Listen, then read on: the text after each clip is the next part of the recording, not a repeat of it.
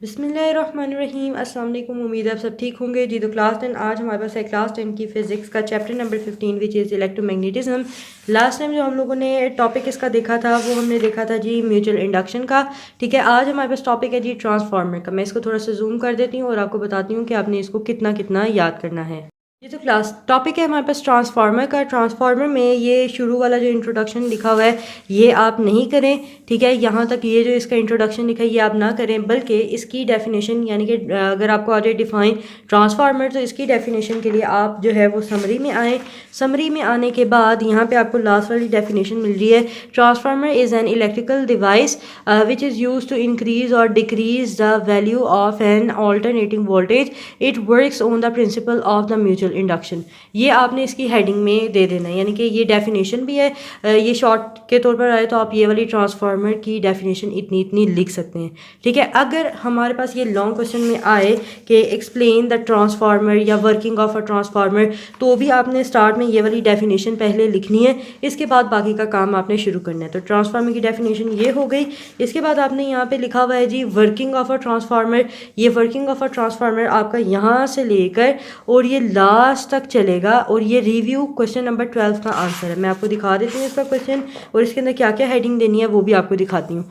यहाँ पे है जी आपके पास question number 12 which is what is a transformer. Transformer क्या होता है, इसकी डेफिनेशन लिखें। ठीक है, explain the working of a transformer in the connection with the mutual induction. तो आपने इसकी वर्किंग जो है ट्रांसफार्मर की डिस्कस करनी है म्यूचुअल इंडक्शन के साथ। तो इसके लिए आपने आना है जी, पेज नंबर है हमारे पास 132 मेरा है, और आप देख लीजिएगा वर्किंग ऑफ अ ट्रांसफार्मर। यहाँ से आपने वर्किंग ऑफ अ ट्रांसफार्मर से स्टार्ट करना है, यहाँ से लेकर और यहाँ तक। ठीक है, फिर इसके बाद आपने हेडिंग देनी है जी टाइप्स ऑफ ट्रांसफार्मर। तो आपने लिखना है there are two types of transformer. इसके अंदर है जी स्टेप अप ट्रांसफार्मर और स्टेप डाउन ट्रांसफार्मर। तो स्टेप अप ट्रांसफार्मर की डेफिनेशन यहाँ से लेकर यहाँ तक है, और स्टेप डाउन ट्रांसफार्मर की डेफिनेशन यहाँ से लेकर तो यहाँ तक है। आइडियल ट्रांसफार्मर की डेफिनेशन यहाँ पे अब नेक्स्ट हेडिंग आपने देनी है आइडियल ट्रांसफार्मर। आइडियल ट्रांसफार्मर लिखकर फिर आपने लिखना है an ideal transformer the electrical power deliver to the secondary circuit is equals to the power supply to the primary circuit. An ideal transformer dissipate no power itself and for such transformer we can write this, यहाँ से लेके यहाँ तक।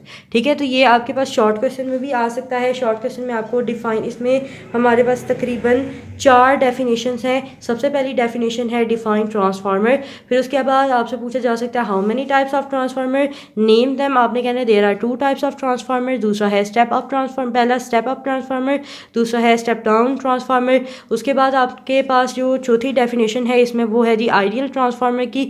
यहाँ से लेकर यहाँ तक आप इसकी आइडियल ट्रांसफार्मर की डेफिनेशन लिख सकते हैं। लॉन्ग के हवाले से भी बता दिया कि आपने पहले डेफिनेशन लिखनी है, उसके बाद आपने इसकी वर्किंग यहाँ से लेकर तो यहाँ तक आपने इसको कंप्लीट लिखना है, और इसके अंदर जितनी भी मैंने हेडिंग्स बताई हैं आप ये लिख लें तो अच्छी बात है।